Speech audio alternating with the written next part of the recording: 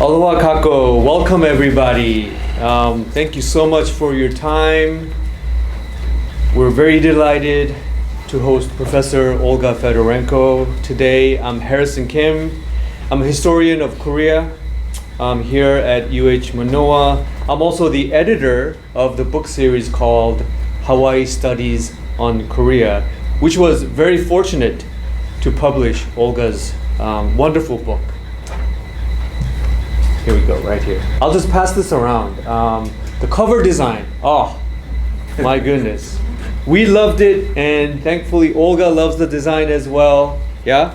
Here, I'll pass it around. You can take a look. Oh, and also, the executive editor of the UH Press, Masako Ikeda, is here as well. Thank you for coming, Masako. Yes. Masako is also the main editor who handles the book series books as well. So she's also a very important part of this big machine that resulted in this wonderful book. So before we start, we want to honor, of course, this indigenous land and people of Hawaii, the Kanaka Maoli people. We recognize and strive to learn more about the history and culture of the Kanaka Maoli. And CKS, this center, is grateful to have flourished on this borrowed land for the past 50 years. And now I would like to ask the center director, Tae-Young Baek, to say a few words. Yeah? Hello. Thank you very much for coming for this very important event that just starts from today. Actually, Professor Harrison Kim, the chair of our publication committee of the Center for Korean Studies, actually have a dual role. On the one hand, he is editor-in-chief in publishing our Korean Studies journal, and he is also in charge of our Korean Studies book series. The full name is slightly difficult, but he suggested to have a book talk series inviting those authors of our book series and also potential authors from outside as well.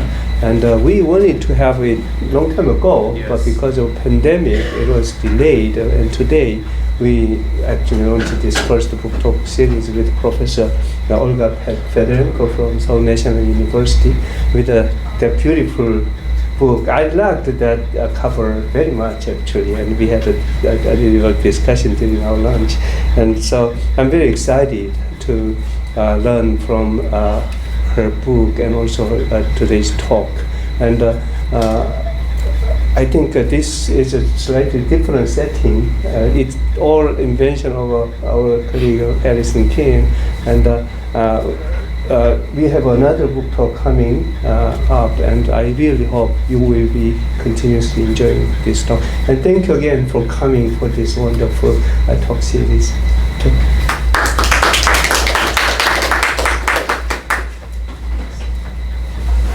All right, so I must admit that this event is the most proper way to commemorate March 1st. One important reason for March 1st, after all, was to establish a country, a space where people can think and discuss freely without the fear of persecution. And I would think a book talk like this is just the perfect way to celebrate March 1st. Our speaker, Olga Fedorenko, is Associate Professor of Cultural Anthropology at Seoul National University. Olga has a truly transnational background. Olga majored in Korean Studies at Moscow State University, got a PhD in East Asian Studies from the University of Toronto, taught at New York University, and has been at Seoul National since 2018. 2015, yes. Olga has published widely in top-notch journals, including Development and Society, Positions, City and Society, and Anthropology Quarterly. And if you know these journals, especially Anthropology Quarterly, yes, there we go. That's a good one. Okay, Olga's research is broadly on the anthropology of media, and specifically, Olga explores state power, consumption, public space, nationalism, and of course, advertising, which is why she is here today. Olga's book, Flower of Capitalism, South Korean Advertising at a Crossroads, is an ethnographic inquiry into advertising as a contested social institution in post-millenial South Korea. It's a focal point for her for challenges for both public freedom and corporate power. Olga is an anthropologist who sees the importance of saying something about reality, about the South Korean society, through advertising. She writes in her book, advertising is a social institution implicated in big politics in intricate ways, which are shaped by local power struggles and can be deduced neither from advertising systemic function nor advertising texts. Advertising is connected to a key struggle under capitalism, the allocation of rights and obligations among people and corporation. Let's welcome Olga. And as our custom dictates, here's a nice Thank you. right here. Yes. Okay. There we go. Okay. And yep. Okay, so maybe let me do the Click on that microphone. Yes. And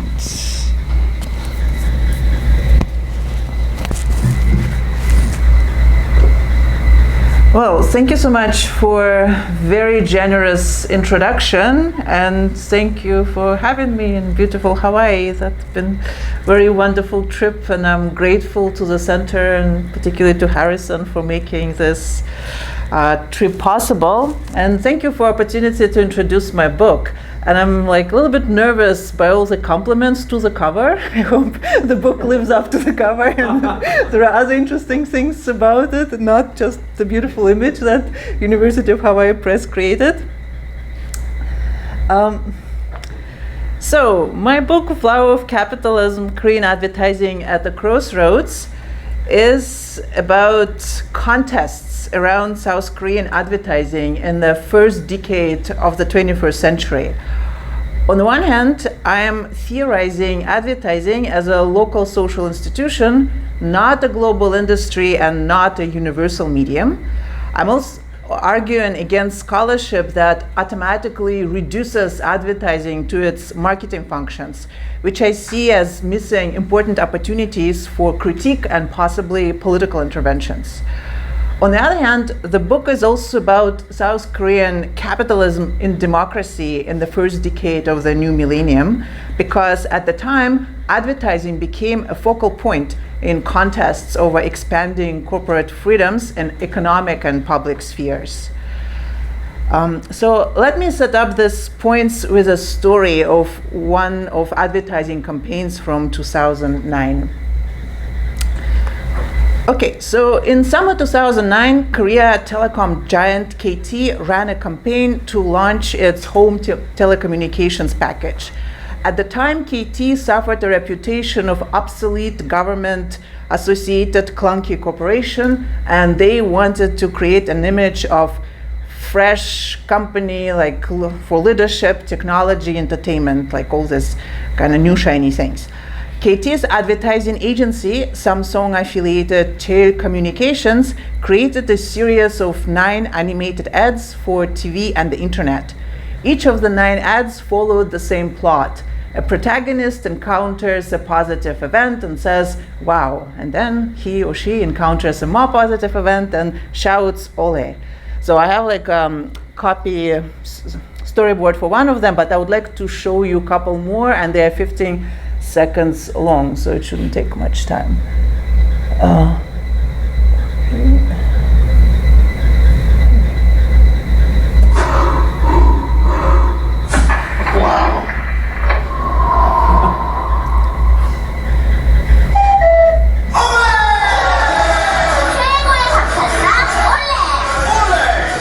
And one more. Wow.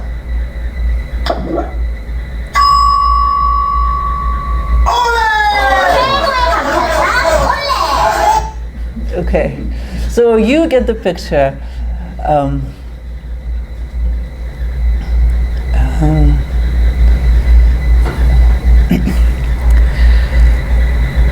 So this campaign was very popular. Exclamation Ole made it to TV programs and everyday conversations. Many netizens collected those Ole ads, posted them on their web pages. There were parodies, there were like commentaries on television. By the end of 2009, a public opinion poll found this campaign the most memorable campaign of the year. So overall reception was very positive, but the ads were also criticized as belittling women and eroding family values. So the last ad I showed was the controversial one, and there were a couple more. That's the other one. So the quasi-government media watchdog, the Korea Communication Standard Commission, 방송통신심의위원회, received complaints about the campaign. But after considering it, they ruled that the campaign was just humorous, and those offended by it were too sensitive. Complaints about the KT Ole ads were also received by influential feminist non-government organization Women Link, Yosong Minuhe. But Women Link also hesitated to interfere. And here I quote Ms. Na, one of my informants, and she was an articulate Korea activist in her late 30s at the time. I interviewed her as a controversy was unfolding. So she said, at our organization, we thought that there was a problem with the campaign, but we thought also, don't we need to recognize the freedom of expression even in advertising these days? Even though we thought that there was a problem, we had no intention to address it ourselves. Her question, don't we need to recognize the freedom of expression even in advertising these days, was an allusion to a recent decision by Korea's Constitutional Court, which ruled for the first time in Korea that advertising was included in constitutional guarantees for freedom of expression. The decision was a culmination of the big business lobby pushing for deregulation of advertising in mass media. And to explain the context, before that Constitutional Court decision, advertising was considered marketing communication, not a protected speech. So every single commercial on national terrestrial channels had to pass a pre-clearance by a quasi-government committee before it could be aired. But in August 2009, the Constitutional Court found this practice to be unconstitutional censorship. So after that, no centralized body pre-cleared advertising, and basically television channels could decide for themselves what they want to show. The critics of KT Ole campaign said that it would not have passed the old review system and lamented new lax standards. But regular audience members were not concerned about advertisers' freedoms and kept complaining. Many Women Link supporters, for example, called their office demanding, often angrily, that the feminists do something about the campaign. And I'm going back to my story about Ms. Na here. After over months of this, Women Link publicly demanded that KT stop the campaign. KT responded that it was unfeasible, but promised to consider Women Link's critiques in the future. In response, Women Link went on the national television to announce a boycott of KT until the advertising campaign is stopped. There is no information about how many people participated in the boycott, but a week from the boycott announcement, KT withdrew the ads and stopped the campaign. And the story had a continuation. In about 6 months, KT ran a new advertising campaign whose theme was challenging outdated norms under the slogan, turn the usual way upside down. The campaign episodes mocked the usual ways, such as that all middle-aged women have the same perm for hairstyle, or that office workers order the cheapest dish in the restaurant when the boss is treating. Significantly, one of the ads was promoting women's equality by ridiculing the patriarchal norm that only women cook for traditional holidays such as Lunar New Year. Similar to the first campaign, KT assumed fun, entertaining tone, but the critical message and a call to change discriminatory traditions practically acknowledged the demands by Women Link and other critics, who wanted advertising to promote progressive values. So the KT controversy reveals some of the typical contests over advertising and related dilemmas in post-millennial Korea. At their core, there is a tension between advertising being a private medium in a sense of being paid for by advertisers to advance their interest, but also advertising being a public medium in a sense that it circulates publicly and it has like significant influence on social norms and behaviors. Also, the controversy illustrates how trajectories of advertising campaigns are not controlled by advertisers, but are shaped by complex and contingent negotiations with general public, which importantly exceeds target consumers and includes anyone who feels like responding to the message when they're exposed to that, including by complaining to government and quasi-government organizations. Finally, the controversy also illustrates what Korean advertising often is, opportunistic and entertaining. But it also illustrates what Korean advertising is wanted to be by many, a medium for positive social interventions that creatively promotes desirable values such as gender equality, and also that there are cultural and institutional resources to impose such a vision on advertisers.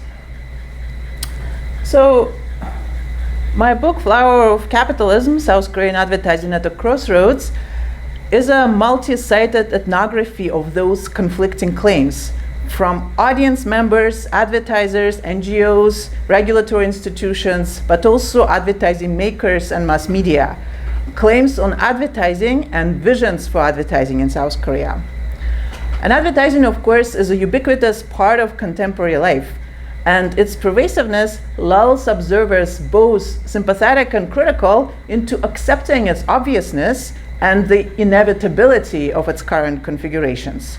What I argue in the book is that how advertising fits into social fabric is neither natural, nor automatic, nor obvious, nor universal. It is ongoing local contests, such as the one I just exemplified with the Kitty Ole story, that define what advertising says, who gets to control it, and where those controls begin and end. So here I have the book's guiding questions. The first set deals with how advertising in its concrete local configurations is shaped by macro and micro struggles among advertisers, public, media, governments, and other actors. What is a social contract that governs advertising?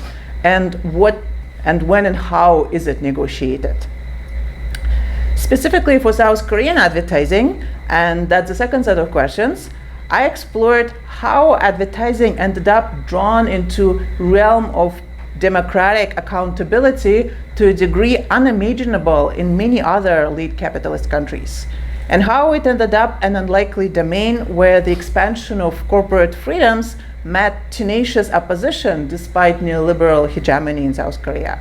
So the book also offers a window on political, economic, and cultural struggles constitutive of South Korean democracy and capitalism, as they were refracted in the clash of advertising's perceived public obligations and expanding freedoms in late 2000s.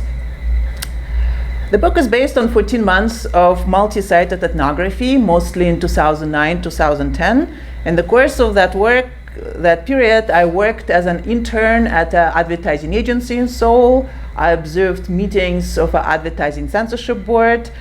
I followed advertising controversies, such as the Katie Ole one, and interviewed professionals and regular people about their relationships with advertising. I'm framing this study as a critical anthropology of advertising. Critical because my starting point are Marxist approaches which elucidate how advertising is deployed for capitalist accumulation and reproduction. Commodity fetishism, commodity aesthetics are all important arguments which inform my analysis. But I particularly emphasize the political economic effects of commercial media depending on advertising revenues, so that big advertisers end up shaping media content and ultimately confining public debate to pro-business perspectives. The anthropology part comes into account for how these structural forces are refracted through local contexts and reshaped by local history of advertising and in general. Also, to ethnographically show that particular actors' agendas rarely neatly map into their vested interests. For example, left-wing progressive feminists of Women Link might temporarily suspend their progressive feminist beliefs and support right-wing value freedom to advertise. Anthropological commitments also play out in how the book challenges the universalism associated with advertising. What I mean is that there is a fascination with cultural differences in advertising texts. What's culturally appropriate in one place might be strange in another. But there is a tendency to universalize advertising as an institution, like a particular notion of advertising as a social institution, which basically is North American version of advertising, which developed actually from very particular context of Fordist mass production in North America and Western Europe. In South Korea, modern advertising developed not out of a need to sell mass-produced commodities like in the United States. Instead, in South Korea, modern advertising was championed by local enthusiasts who were drawn to it as a sign of modernity, and also by technological developments in the mass media. So it was technically possible to show advertising, so why not show it? Early on, it was actually difficult to convince Korean companies to advertise. Many companies treated advertising like a ritualistic expense around holidays such as Christmas. And that actually caused a lot of frustration to entrepreneurial Americans who were trying to set up advertising agencies in South Korea in the 60s and generally failed because just no one wanted to bother with that. So my point is how advertising became integrated into South Korean life was not inevitable automatic consequence of its capitalist functions. Nor was it a mere emulation of how advertising developed in the United States.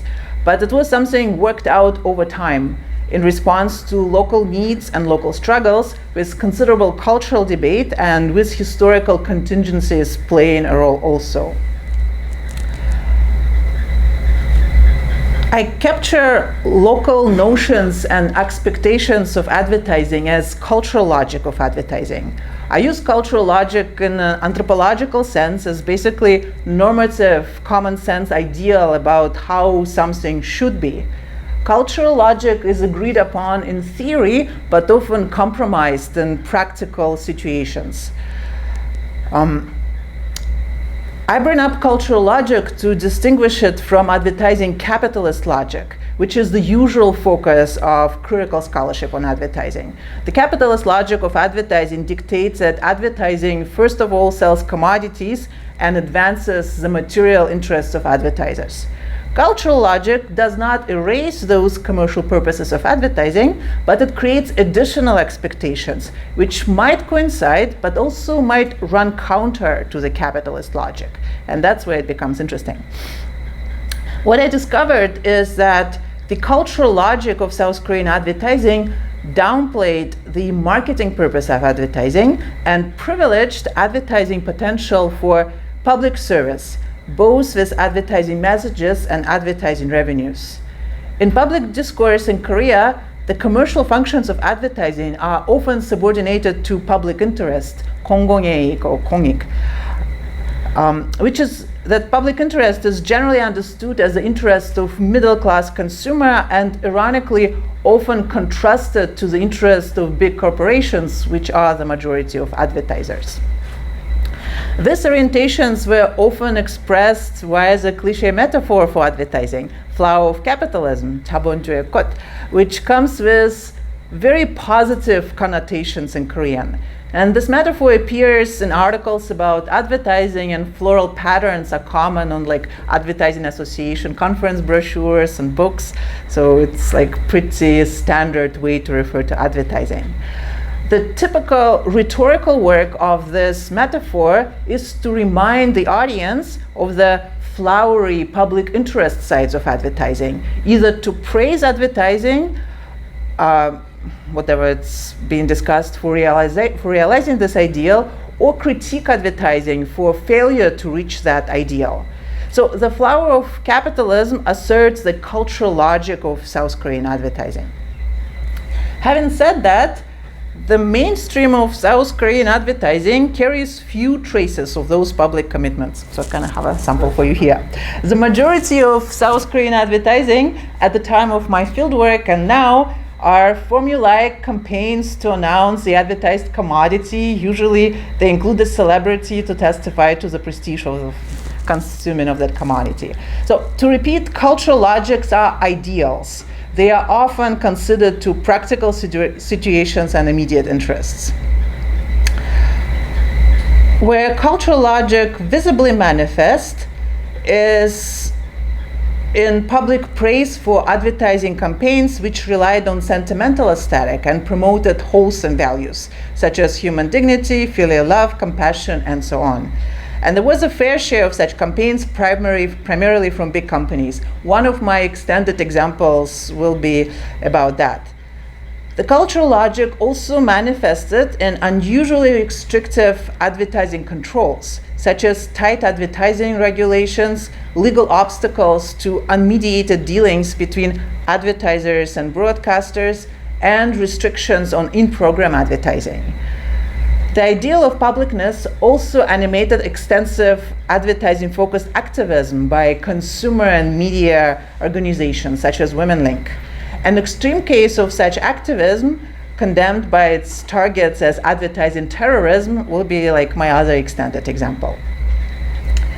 So by putting Flower of Capitalism in the title of the book, I deployed the flower of capitalism metaphor both literally and critically. I wanted to foreground the link between advertising and capitalism, something that is surprisingly frequently lost in the discussions of advertising in Korea. At the same time, I hope that the strangeness of this metaphor in English helps denaturalize the habitual assumptions about advertising and unearth critical openings which are barred when advertising as a social institution is just reduced to its instrumental ads. And so my book develops a set of arguments about how advertising is a contested local social institution shaped in the interplay of capitalist, cultural, and situational logics. Those arguments are substantiated with a multi-level analysis, macro and micro and a little bit in between, of how concrete configurations of South Korean advertising were fought over by corporations, audiences, activists, and other vested interests in the first decade of the 21st century. So the book comprises one historical chapter on the history of South Korean advertising and 4 ethnographic chapters, which deal with respectively advertising producers, advertising audiences, advertising censors, and advertising activists. For the rest of the talk, I will be focusing, pulling data and arguments mostly from 2 chapters on audiences and activists, but of course, I'm happy to talk about other ones during Q&A.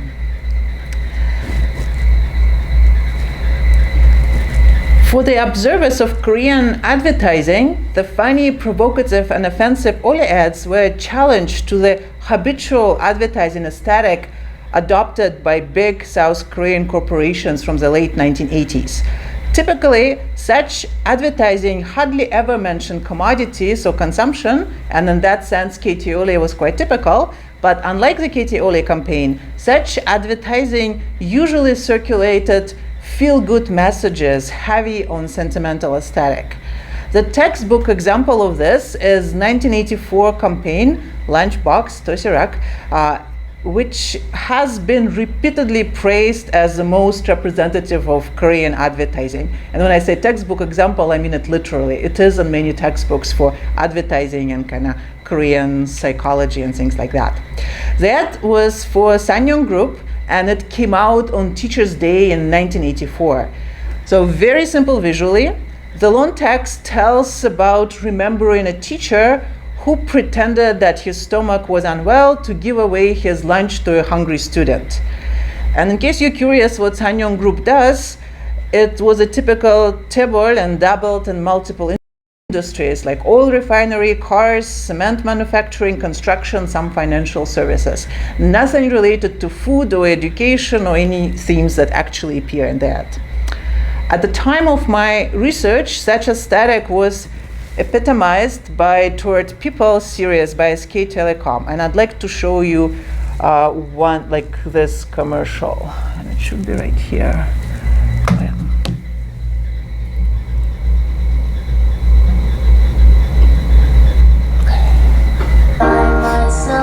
Times of trouble, Mother Mary Wonder Woman, speaking words of wisdom, Batman, let it be, Spider-Man, and so on. let it be, let it be. There will be an answer, let it be. 우리는 모두 누군가의 영웅입니다. We all are a hero for someone. 사람을 향합니다. Toward people. Okay.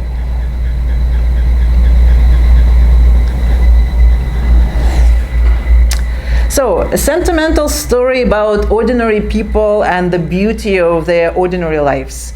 And simple but very heavily effective audiovisuals.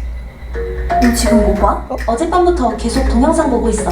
뭘 봤는데? 뭘 볼지를 계속 보고 있지. Sorry about that. Advertising interrupting. Okay, so this aesthetic doesn't have a fixed name. It has been described by different names, and kind of here I have a little list to just give you a sense of a variety of how it's been talked about. So it could be corporate public service advertising, sentimental advertising, emotional advertising, and simply kind advertising. The sentimentalism of such ads is commonly interpreted as an expression of native humanism. So such ads are also referred to as Korean style advertising, like 한국적인 광고. And humanist advertising is another common term. So I have a collection of such ads on the book YouTube channel. If you're curious, check it out. What's interesting about them is they remain advertising only in their form. And they lose content that could count as marketing communication for most of practical purposes. They don't show commodities, they don't show consumption, they barely mention advertising, they just kind of promote those sentimental, feel-good values. Humanism, like everyday life of ordinary peoples, and things like that. Tellingly, one of the common praises for such advertising is that it is not like advertising. 광고스럽지 않은 광고, unlikely advertising. I'm translating it, but literally it's advertising that is not advertising like. Also unlikely are reactions to such ads. A typical response to such campaigns in South Korea is to savor the affective pleasures such advertising delivers. And I would like to quote from a low-profile blog about hero commercial which you just saw. When I saw this ad, I choked with emotion. We all are a hero for someone. This copy tremendously touched my heart. It is just images of what everyone likely had experienced in the everyday, accompanied by one-word labels. But it became an ad with which we all could identify, which we all could feel deeply in our hearts. I remember how I would come up to TV because I heard the background music of this commercial when doing other things. And this is not a cherry-picked example. I've seen numerous enthusiastic, appreciative blog entries about this campaign and about many other campaigns in this humanistic aesthetic. Early in my research, I was kind of incredulous at such praises for advertising. Personally, I found the sentimentalism of those ads a little corny, a little kind of too saccharine. So let it be sung by a child, that's kind of unsubtle. So my impulse was to dismiss the praises on the internet as likely paid for by advertisers. But their sheer volume and their seemingly random appearances, like low-profile blogs which no one seems to read, didn't really support that suspicion. My attempts to solicit critical or ironic comments on such advertising in interviews and conversations also failed. Many of my Korean interlocutors, however, seem to find puzzling my resistance to such campaigns' heartwarming messages. If, for me, the instrumental medium, advertising, cheapened the message and called for distance, for them, the humanist message redeemed the medium and invited identification. So, an anthropological argument I make about this is that there is no natural way to respond to advertising. Some of its features, its openly declared marketing goals for one, might encourage certain modes of engagement. But advertising recipients, like any other media audiences, imbue particular meanings in specific contexts of reception while factoring in vernacular ideas about the medium itself and how it is appropriate to respond to that. One of my ethnographic discoveries was that the repertoire of culturally appropriate responses to advertising in Korea includes and even favors emotional identification, what is often described as konggam, kind of sharing feeling. So advertising's commercial purpose is basically irrelevant for its sentimental value. And this quote is kind of an illustration of what I mean here. This appreciation of humanist advertising might seem as basically being indoctrinated and buying into capitalist ideologies. But there are some interesting ambiguities and critical openings here, which I'd like to tease out with a theoretical detour. So let me get into that. Okay, communication scholar Michael Schutzen suggested that advertising functions as capitalist realism, the official art of capitalist societies, similar to socialist realism of socialist societies. He pointed out, and I have like North Korean art and South Korean advertising.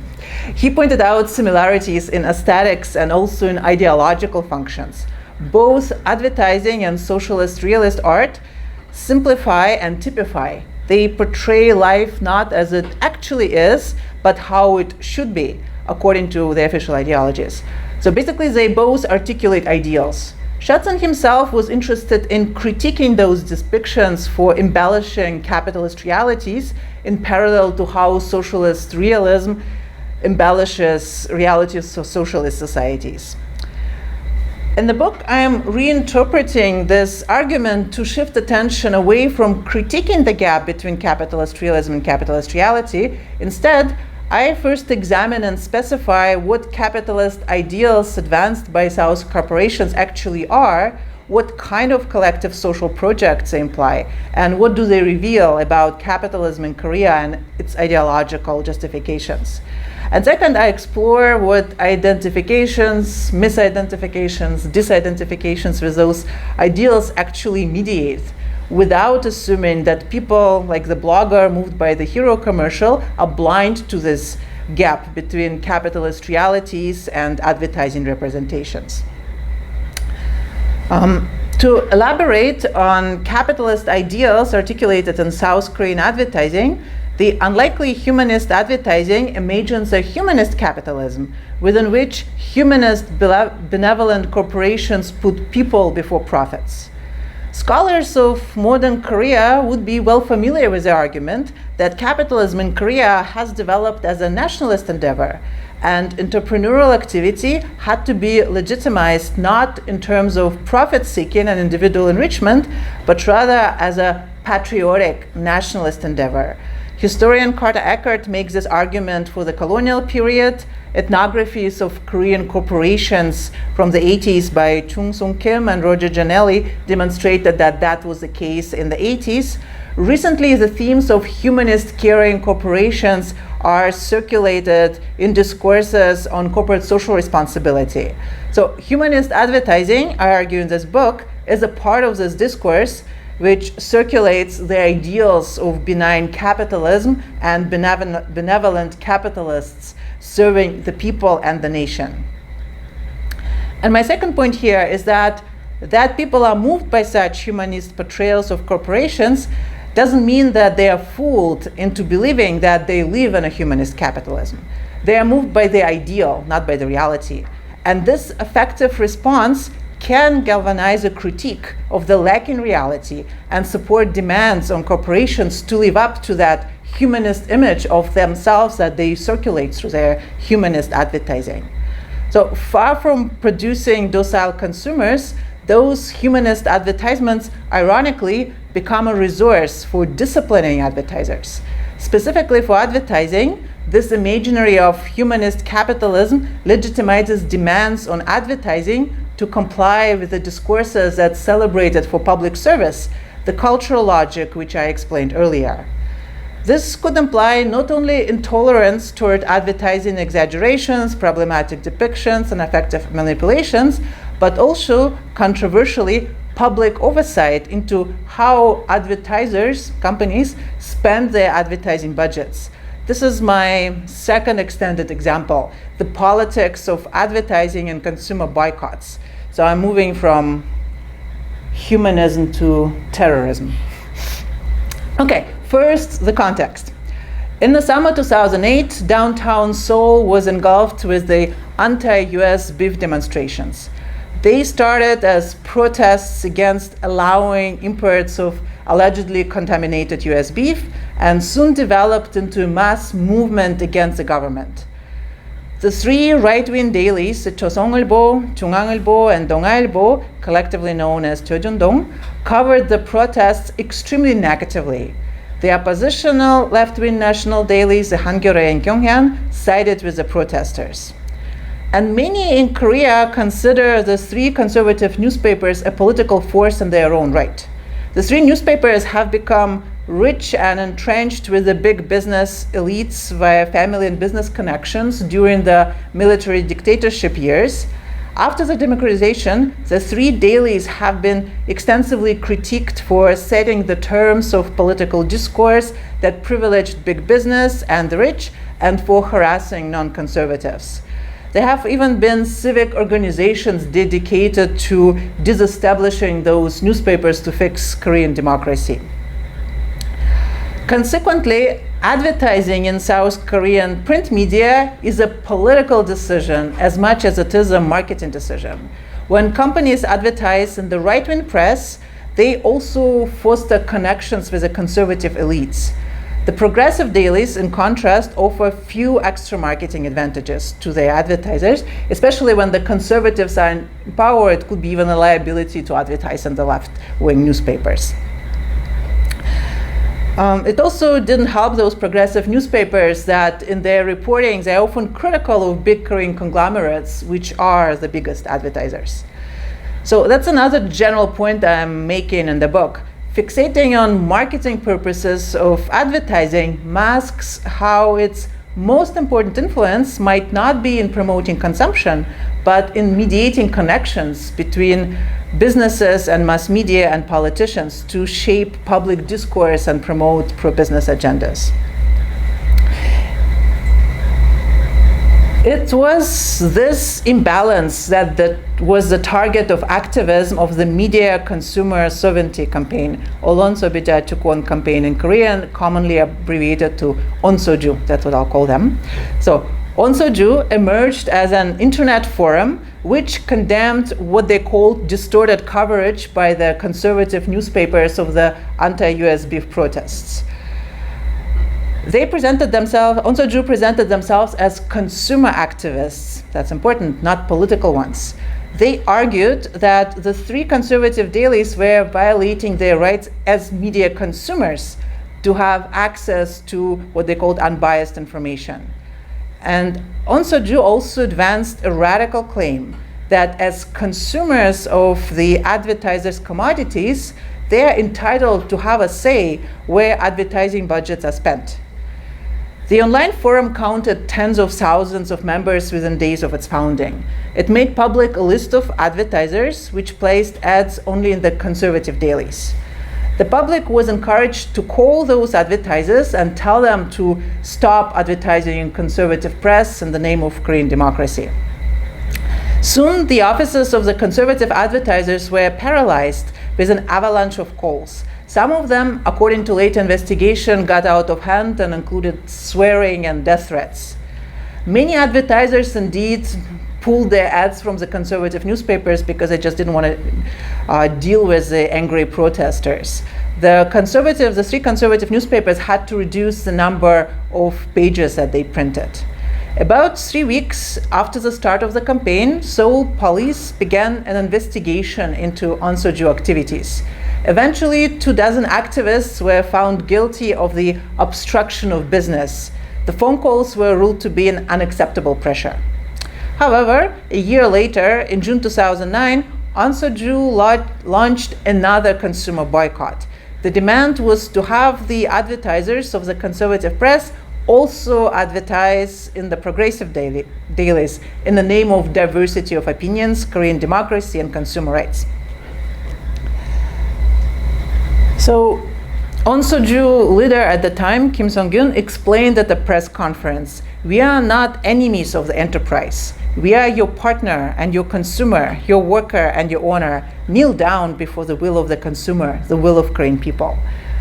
So this declaration is remarkable because it reinterprets consumer sovereignty in the most expansive way, demanding democratic accountability of corporations to their consumers. Consumer sovereignty, in other words, is expanded to popular sovereignty, and consumer citizenship is weaponized to challenge corporate freedoms. To avoid legal trouble, this time activists did not call the advertisers, but only posted online updates about not buying the boycotted brands and calculated the amount of damage, the amount of money they have not spent on those boycotted companies. And a handful of most dedicated activists would stand in popular places with banners like that. So that's like the leader of the organization at the time.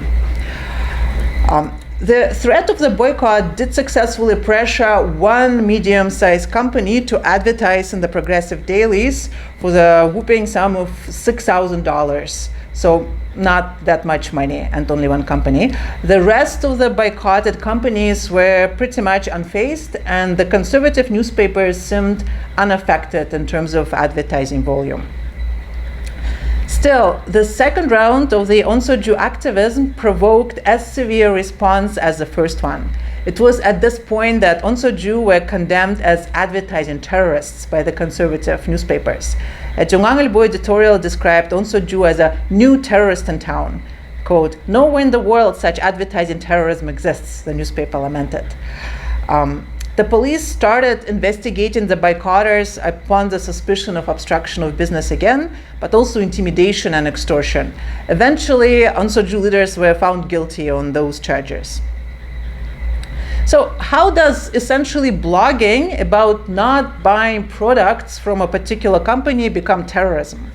Why were Aung San Suu activities, limited in their scope and effects in the second round, perceived as such a threat to provoke a police prosecution? Aung San Suu were labeled terrorists, I argue, because the organization posed a legitimate but ultimately impossible demand. And here I'm drawing on Slavoj Žižek's work. The demand for corporations to obey the will of the consumers can be neither granted nor rejected. The demand is legitimate because it takes literally the official ideology of contemporary capitalism, how capitalism is not about capitalist profits, but about delivering what consumers desire in the most efficient way. The consumer is king ideology. This demand for corporations to obey the will of the consumers particularly resonates in South Korea, thanks to the humanist ideal of capitalism and corporations as articulated in much of humanist corporate advertising, which I showed earlier.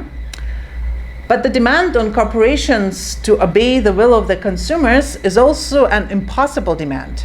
Fulfilling this demand threatens the existing power structures, namely the money flows that mediate what scholars of Korean political economy have criticized as power press complex, which ties politicians, media owners, publishers, editors, senior journalists, chaebol families, and basically the groups which set political agenda in post-democratization South Korea.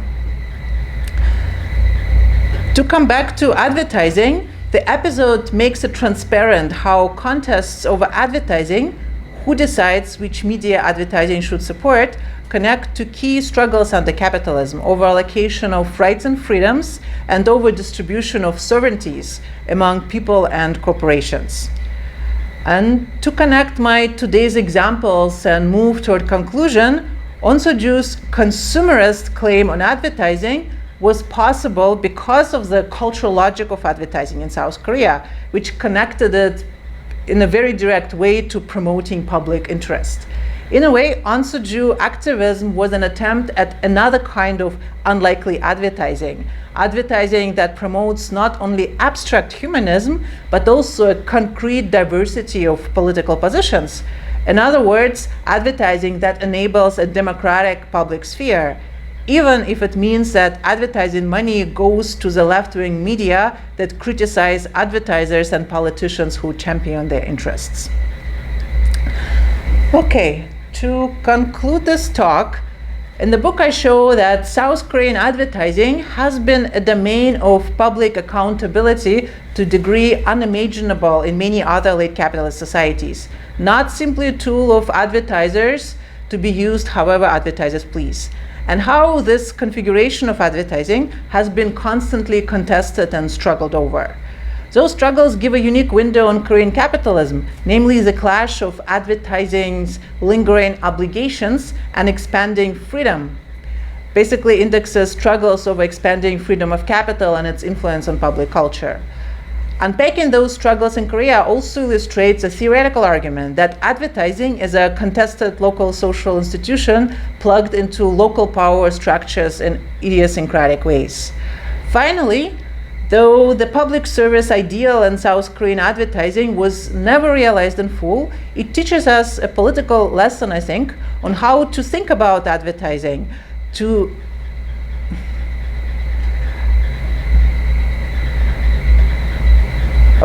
how to think about alternatives to the hegemonic notion that advertising, its messages and money naturally and inevitably prioritize corporate interests over those of social actors whose lives are shaped by advertising in multiple ways as media audiences, commodity buyers, political subjects, and public culture participants, everyday consumers of advertising like ourselves.